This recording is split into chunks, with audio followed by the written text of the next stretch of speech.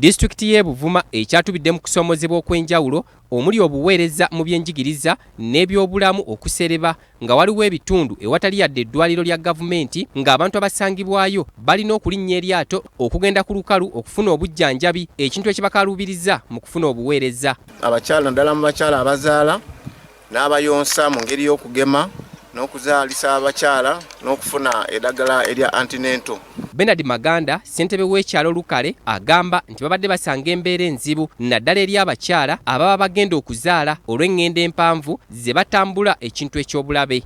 Ng'oluusi ebiseera eby'ekiro bodaboda emu okutuusa omulwadde oyo ku ddwaliro lya Buvuma Center 4 eyagala mitwalo 6 okugenda n'okukomawo, ate ng'oluusi kiba kiguddewo ng'omuntu oyo talina kasente ogenda okwesanga ng'afunye obuzibu oluusi azaalidde mu kkubo. Ssentebe w'omuluka gw'e Lukale, Jackson Kiroko, agamba nti olw'obujjanjabi okuva lwe bwasembera kati balwana kukendeeza abakyala abakyagenda mu bamulerwa kubanga abasinga bafunirayo ebizibu. Twayogera n'abakyala era buli ssaawa eno omuwendo guniinye era ddwaliro lyaffe lyetaaga kubanga obwidandabya n'eddagala lye batuweereza mu kaseera katono kaba baliweera okuba omuluka munene ate gukolera n'okugemera omuluka ogwerufu ne baneiba. Omusawo omuzaalisa Agatha Katana agamba nti omuwendo gw'abakyala abatandika okugenda okunywa eddagala nagwo gukyali mutono ng'ekizibu kyandibanga kiva ku ntambuza embi. Entambula ebatawaanya abamu babeera eri ku bizinga babeera eno ku lukalu batono. Kati ne tubanga mu mwezi tuzaalisa abakyala nga 50 obaana. Abakulira eddwaliro Lirukale Health Center 3 basabye gavumenti ebayambe bafune amaato g'eddwaliro basobole okuyamba abakyala abali ewala okugenda okunywa eddagala.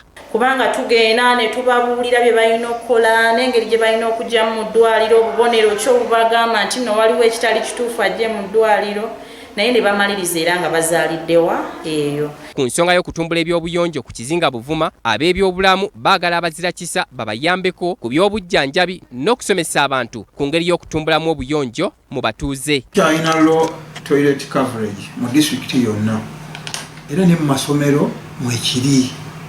Ne mu masomero mwekiri toilets ze tulina tezimala.